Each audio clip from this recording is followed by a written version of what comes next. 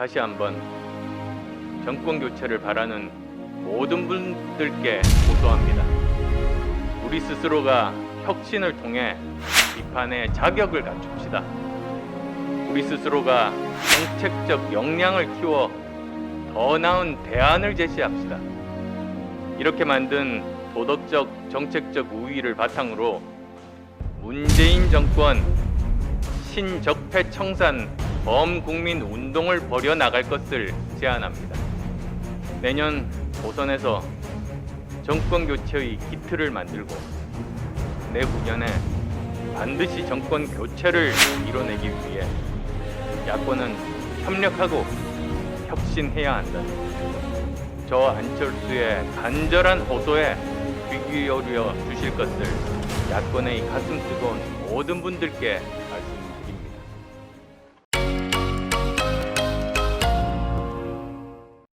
역사를 보면 사회 발전은 직선으로 전진하지 않습니다. 중단 없는 발전의 길을 달려가다가도 때로는 반동이 나타나 퇴보의 과정을 겪기도 합니다.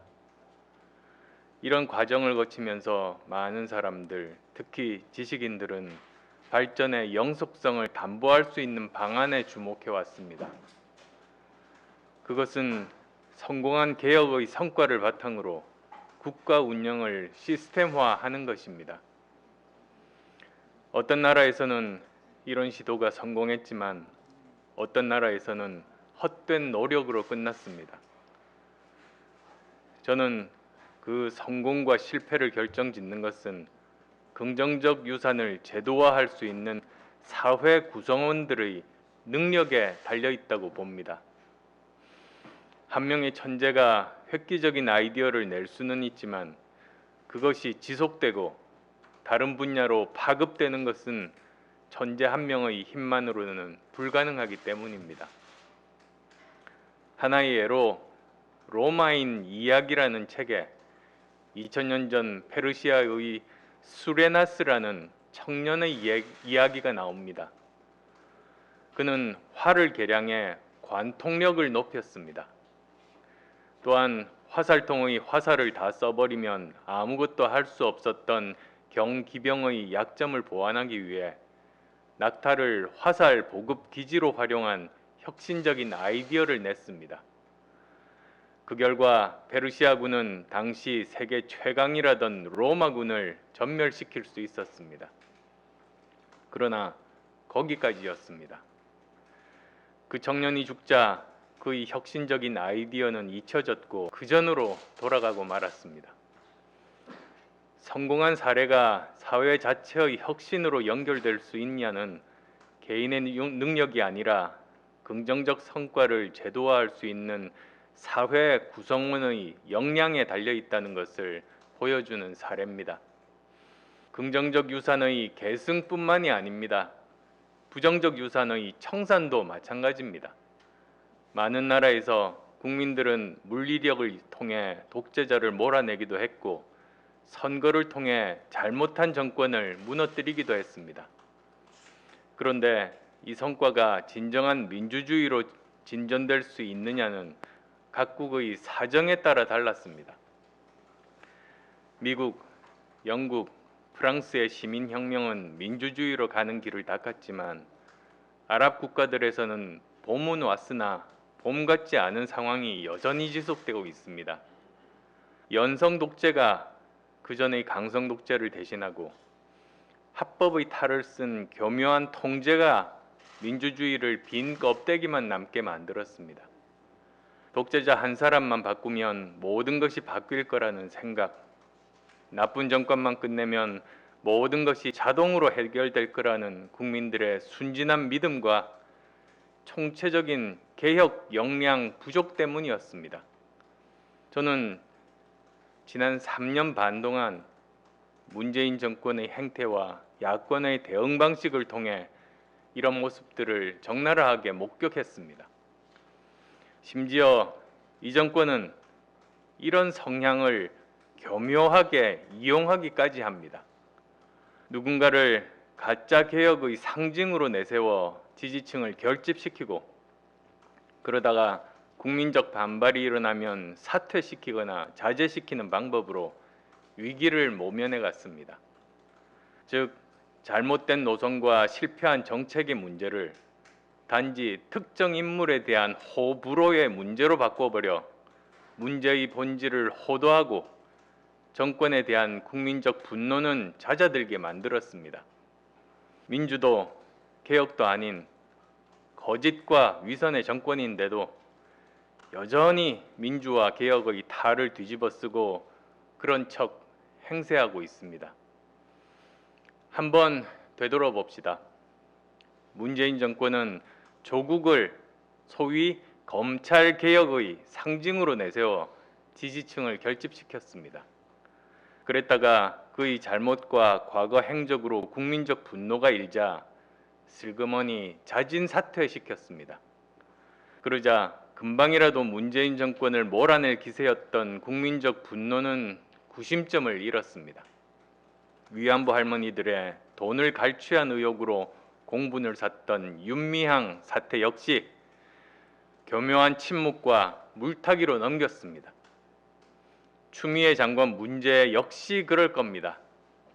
민주주의를 파괴하고 법치를 붕괴시키고 헌법 정신마저 부정하는 법무부 장관이지만 공수처가 출범하고 나면 검찰개혁 완수했다고 박수치며 내보낼 것입니다.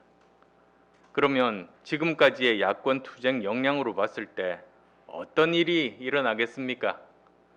가뜩이나 조직화되지 못한 투쟁 동력은 약화되고 정권 교체를 위한 국민적 여망은 또다시 허공을 맴돌 것입니다. 야권은 공만 쫓아다니다 사람은 놓쳐 고를 먹는 논두렁 축구팀 신세가 될 수 있습니다. 박원순, 오거돈 성추행 범죄 의혹 때도 그랬고 라임, 옵티머스 사건도 그런 양상으로 흘러갈 것입니다. 따라서 야권은 구적폐보다 몇 배는 더한 문재인 정권의 신적폐를 근본적으로 제도적으로 청산하는 데 지혜와 힘을 모아야 합니다.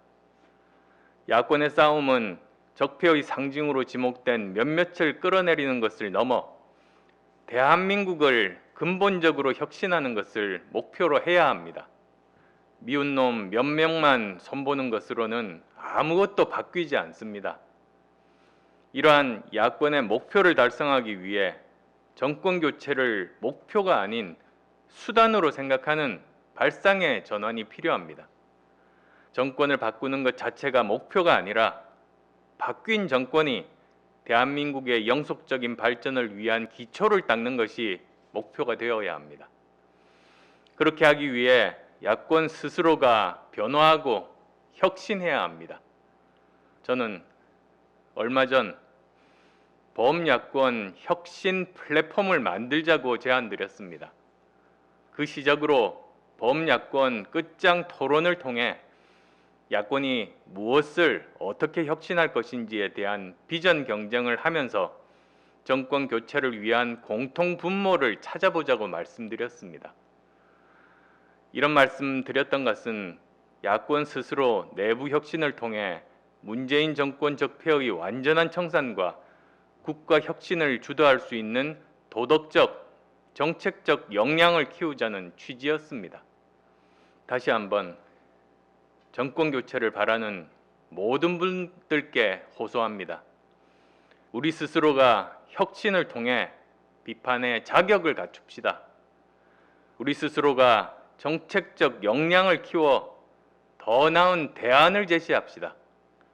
이렇게 만든 도덕적, 정책적 우위를 바탕으로 문재인 정권 신적폐 청산 범국민 운동을 벌여 나갈 것을 제안합니다.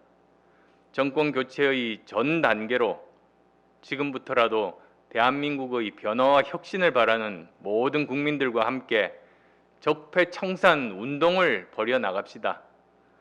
지금 썩은 뿌리를 뽑지 않으면 정권이 바뀐다 해도 반동과 퇴행의 무리들은 미래로 가는 대한민국의 뒷덜미를 잡아채고 국정의 발목을 잡고 놓아주지 않을 겁니다. 저는 지금 야권에게 주어진 시대적 과제와 국민적 요구는 문재인 정권 신적폐 청산 운동이라고 단언합니다. 문재 장관, 문재인사 잘라내는 것도 중요하지만 인적 청산을 넘어 정치, 경제, 사회 등 각 분야에서 나라를 좀먹고 있는 신적폐들을 일소하기 위한 강력하고 지속적인 운동을 제도적, 정책적 차원에서 준비하고 벌여 나가야 합니다. 적폐 청산 운동은 혁신 플랫폼이 구성된다면 중도 확장을 위한 야권 혁신 작업과 함께 양대 핵심 사업이 될 겁니다. 그리고 혁신 비전 경쟁을 위한 끝장 토론과 맥을 같이 할 겁니다. 대한민국이 더 이상 반동과 퇴보의 길로 빠지지 않도록 범야권의 결심이 필요합니다. 정권 교체는 분노만으로 이루어지지 않습니다. 의지만으로 되는 일도 아닙니다. 끊임없는 혁신을 통해 비판의 자격을 갖추고 피나는 노력으로 대안적 집권 역량을 갖출 때만 가능합니다.